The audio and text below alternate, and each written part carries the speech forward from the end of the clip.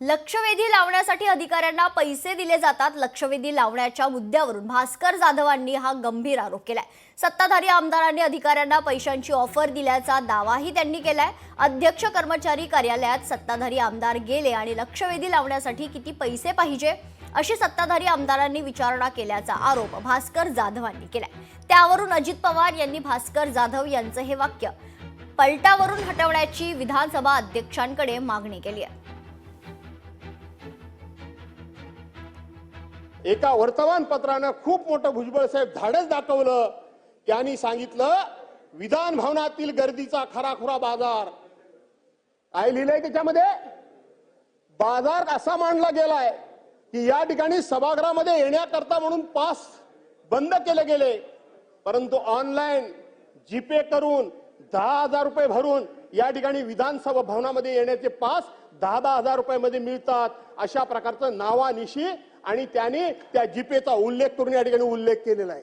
काल अध्यक्षांच्या एका कर्मचाऱ्याच्या ऑफिसमध्ये सत्ताधारी पक्षाचे लोक गेले आणि सत्ताधारी पक्षाच्या आमदारांनी विचारलं तिथल्या अधिकाऱ्यांना की लक्षवेधी लावण्याकरता तुम्हाला किती पैसे पाहिजेत ते सांगा आणि माझी लक्षवेधी लावा। हे आज सभागृहामध्ये घडलंय अध्यक्ष महोदय, या विधान भवनात घडलंय। आपण अध्यक्ष असताना अशा पद्धतीनं हे जे काही बोलणं हे कितपत रेकॉर्ड योग्य आहे? अध्यक्ष महोदय रेकॉर्डवरून काढलं पाहिजे। त्यांचं काही म्हणणं असेल त्यांनी विधानसभा अध्यक्षांना भेटावं। त्यांनी सभागृहाचे नेते देवेंद्र फडणवीस साहेबांना भेटावं।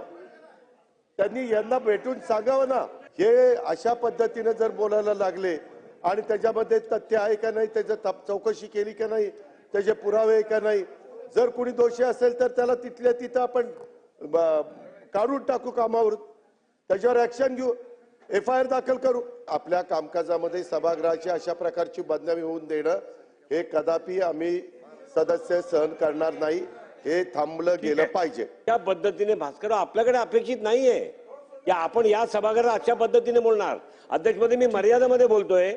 मी अध्यक्षमध्ये तालिका अध्यक्ष म्हणून जेव्हा त्या सीटवर बसतो ना, तेव्हा मी चिठ्ठी पाहिल्या आहेत की जे या विधानसभामध्ये लक्षवेधीवर अध्यक्षांवर बोट करून दाखवून बोलतात की हे लक्षवेधी एवढ्या प्रमाणात लागतात, त्यांच्या चिठ्ठ्या मी वाचल्या आहेत।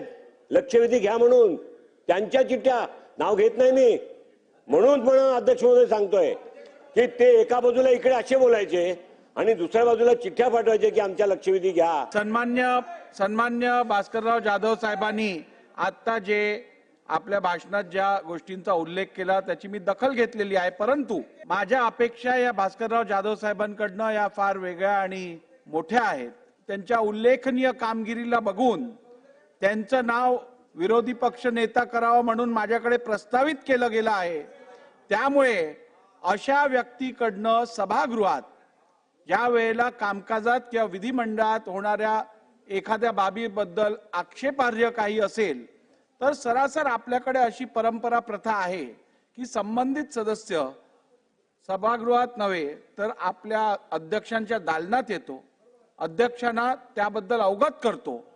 ही आपल्याकडे प्रथा आहे आणि आपल्याकडनं या प्रथेचं पालन व्हावं अशी माझी प्रामाणिक इच्छा आहे। लोकशाही मराठी ऐका, पहा, जागरूक रहा।